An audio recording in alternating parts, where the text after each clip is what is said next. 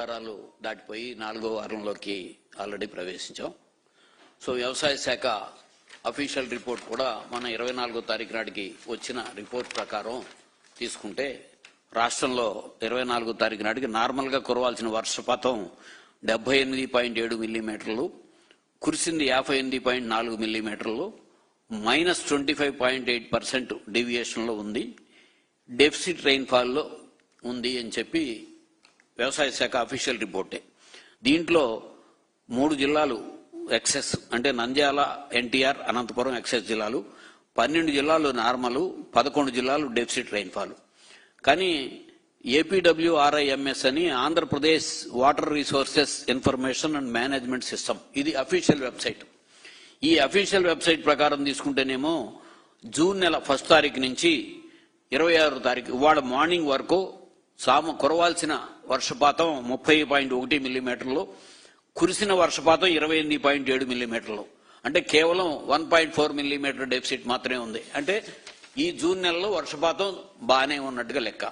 అట్లాగే వీళ్ళ లెక్క ప్రకారం కూడా సాధారణ సాగు తీసుకుంటే ప్యాడీ లాస్ట్ ఇయర్ 24వ తారీఖు నాటికి 61,000 హెక్టార్లు సాగు జరిగితే ఈ సంవత్సరం 93,000 హెక్టార్లు సాగు జరిగింది. అలాగే మొక్కజొన్న కూడా దరిదాపుగా సేమ్ సాగు జరిగింది. ఈ రెండు ఎందుకు చెప్తున్నానంటే ఇప్పుడు ఫెర్టిలైజర్, కెమికల్ ఫెర్టిలైజర్ కావాల్సిన ఇమీడియట్ నీడ్ ఈ 2 పంటలలో. అలాగే మొత్తం పంటల్లో తీసుకుంటే కూడా 24/6/2025 నాటికి 146,000 హెక్టార్లో సాగు జరిగితే ఇవాళ ఈ నెలలో 24వ తారీఖు నాటికి మొన్నటికి 2,95,000 హెక్టార్లు సాగు జరిగింది. సంతోషం. మేము రాజశేఖర్ రెడ్డి గారి దగ్గర నుంచి వైఎస్ఆర్ కాంగ్రెస్ పార్టీ వరకు మేమంతా కూడా వ్యవసాయం బాగుండాలి, సాగు బాగా జరగాలి, మంచి పంటలు పండాలి, వాళ్ళకు ధరలు రావాలి, రైతులు సంతోషంగా ఉండాలని కోరుకునే వాళ్ళలో మేము ముందుంటాం. వాళ్ళు సంతోషంగా ఉంటే ఏ ప్రభుత్వంలో వచ్చినా సరే మేము స్వాగతిస్తాం. కానీ ఇప్పుడు నేను చెప్పిన దాంట్లోనే ప్రధానమైన పంటల్లో వరి, మొక్కజొన్న, ఈ 2 పంటలు కూడా కెమికల్ రసాయనిక ఎరువులు ప్రధానం. సాగు చేసే దగ్గర నుంచి రసాయనిక ఎరువులు లేకుండా సాగు చేయటం సాధ్యం కాదు. పప్పు ధాన్యాల విషయంలో పెద్దగా రసాయనిక ఎరువులతో పని లేదు, సో అసలు పెద్దగా వాడరు. అట్లాగే నూనె గింజల విషయంలో కూడా, వేరుశెనగ విషయంలో కూడా కాల్షియం అమోనియం నైట్రేట్ ఒక్కటే దుక్కిలోనే వేస్తారు. కానీ వరి సాగు చేసిన తర్వాత వ్యవసాయ శాఖ ఇస్తున్న మొట్టమొదటి నుంచి కూడా వ్యవసాయ శాఖ, వ్యవసాయ పరిశోధన సంస్థలన్నీ కూడా ఫాస్ఫేట్ ఎరువుని మొట్టమొదట్లోనే వెయ్యండి, తర్వాత ఫాస్ఫేట్ వేస్తే అది వేస్ట్ అయిపోతుంది, ఉపయోగపడదు అని చెప్పి వీళ్ళ అధికారిక రికమెండేషన్. కానీ ఈరోజు ఒక యాప్ క్రియేట్ చేసి కెమికల్ ఫెర్టిలైజర్స్ అన్నీ కూడా ఆ యాప్ ద్వారాగా మీరు తీసుకోవాలని సిస్టమ్ అంతా ఇచ్చేశారు.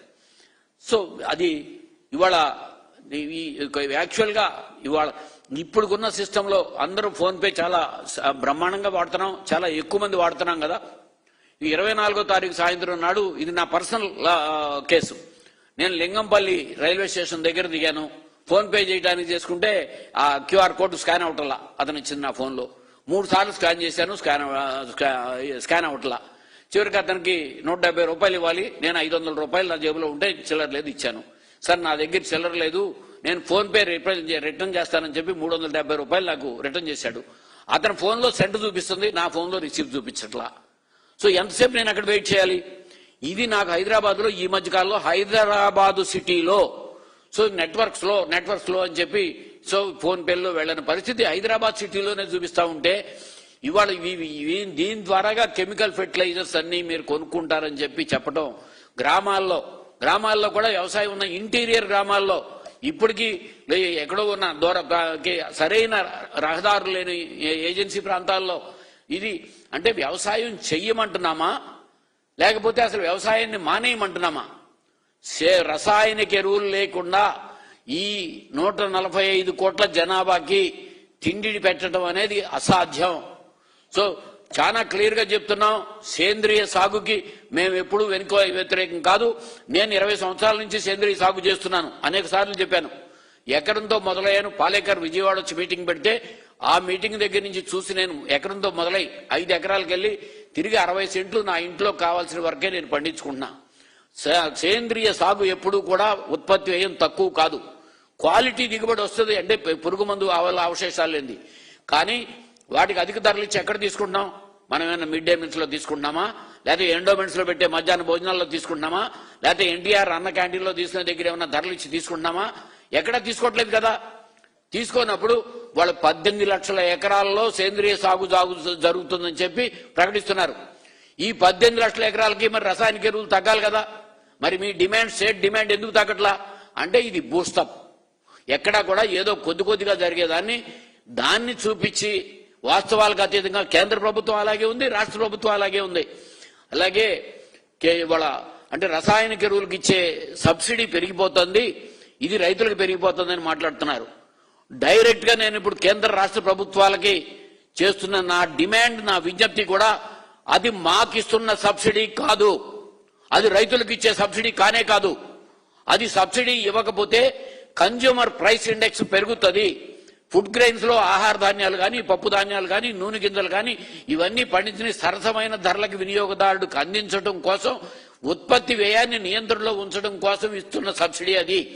అది వినియోగదారుడు కోసం ఇచ్చే సబ్సిడీ తప్ప మాకిచ్చే సబ్సిడీ కానే కాదు. ఇవాళ స్వామినాథన్ కమిటీ సిఫార్సుల ప్రకారం ఉత్పత్తి వ్యయానికి 50% అదనంగా కాంప్రహెన్సివ్ కాస్ట్ మీద ఇవ్వమని చెప్పి రికమెండేషన్ ఉంది. ఇప్పుడు మీరు 2200 రూపాయలు ఉత్పత్తి అయ్యే యూరియాని మేము 267 రూపాయలకి ఇస్తున్నాము అంటున్నారు. వద్దు, మీరు 2200కి ఇచ్చినప్పుడు నాకు ఎంత ఇవ్వాలి నా ఎంఎస్పీలో? దానికి 50% కలిపి 3700, 3800 కలిపి ఇవ్వాలి. అప్పుడు ధాన్యం ఎంఎస్పీ ఎంత అవుతుంది? ఇప్పుడున్న ఎంఎస్పీ కంటే క్వింటాల్కు 4000 అవుతుంది. 4000 రూపాయలు క్వింటాల్కి నాకు ఇచ్చే పరిస్థితిలో మీరున్నారా? అంటే నాకు ఉత్పత్తి వ్యయం కూడా ఇవ్వని పరిస్థితిలో వినియోగదారుడికి మీరు సరసమైన ధరకు అందించడం కోసం చేస్తున్న ప్రక్రియని అది రైతుల కోసం చేస్తున్నామని చెప్పడం అనేది చాలా అన్యాయం. ఇప్పుడు ఇంకొకటి, ఎక్కడ చూసినా సరే ప్యాడీ విషయంలో కానీ అనేక చోట్ల ఇప్పుడు ప్యాడీ డెల్టా ప్రాంతాల్లో అయితే 85% పైన కౌలుదారులు. ఇప్పటికీ కౌలుదారులకు ఎక్కడైనా సరే మనం కౌలు కార్డులు ఇవ్వగలుగుతున్నామా? సో మా ప్రభుత్వంలో మేము సీరియస్ గా ట్రై చేశాం. రైతు భరోసా పథకాన్ని కౌలుదారులకు ఇచ్చాం. వాళ్ళు మీరు రైతు భరోసా పథకం ఇస్తానని హామీ ఇచ్చింది కూడా కౌలుదారులకు ఇవ్వలేదు, తీసేశారు. ఇప్పటికి మీరు ఎంతమంది, ఎన్ని లక్షల మందికి మీరు కౌలుదారి కార్డులు ఇచ్చారు? ఇప్పుడు ఈ వ్యవసాయం దగ్గర ఇప్పుడు ఏం చెప్తున్నారంటే కౌలుకి ఇచ్చినా సరే రైతు నంబర్కి, ఫోన్ నంబర్కి ఓటీపీ వెళ్తుంది, దాని నుంచి తీసుకోవడని. ఓకే, అదే గ్రామంలో ఉన్న రైతు అతను కౌలుకి ఇస్తే అతను ఇవాళ రైతు సేవా కేంద్రం దగ్గరికి వెళ్తే అతను వెళ్ళి అతను ఫోన్ తీసుకుని అక్కడ వచ్చిన ఓటీపీ, అది కూడా సర్వర్ పనిచేస్తే అతను ఓటీపీ వస్తే దాన్ని చెప్తే ఆ కౌలుదారుడికి ఇస్తాడు. అదే ఆ రోజు పనిచేయలేదు, రెండో రోజు మూడో రోజు ఆ రైతు వచ్చి అక్కడ కూర్చునే పరిస్థితి లేదు. ఇవాళ గ్రామాల్లో ఉంది 70 సంవత్సరాలు దాటిన వాళ్లే తప్ప యూత్, భూమి ఉన్న యూత్ ఎవరు ఊళ్ళల్లో లేరు. కౌలు చేసేది వెనుకబడిన వర్గాలు. సో వెనుకబడిన సామాజిక వర్గాల నుంచి వాళ్ళు కౌలు చేస్తున్నారు. ఇదంతా కూడా తీవ్ర సంక్షోభంలోకి తీసుకెళ్తుంది. ఇంకోటి ప్రాక్టికల్ గా నా దృష్టిలోకి వచ్చిన అంశం, ఇవాళ ఓటీపీ హైదరాబాద్ లో లేకపోతే బాంబేలో ఒక వాళ్ళు ఇక్కడ సాఫ్ట్వేర్ జాబ్ చేసుకుంటున్నారు, వాళ్ళకి భూమి ఉంది, వాళ్ళకి ఓటీపీ వెళ్ళింది. వీళ్ళు ఇక్కడ చేస్తే వాళ్ళు సాఫ్ట్వేర్ కంపెనీలో జాబ్ చేస్తున్న టైంలో వీళ్ళ ఫోన్కి వాళ్ళు ఇమీడియట్ గా రెస్పాండ్ అయ్యి వాళ్ళు ఓటీపీ చెప్పాలి.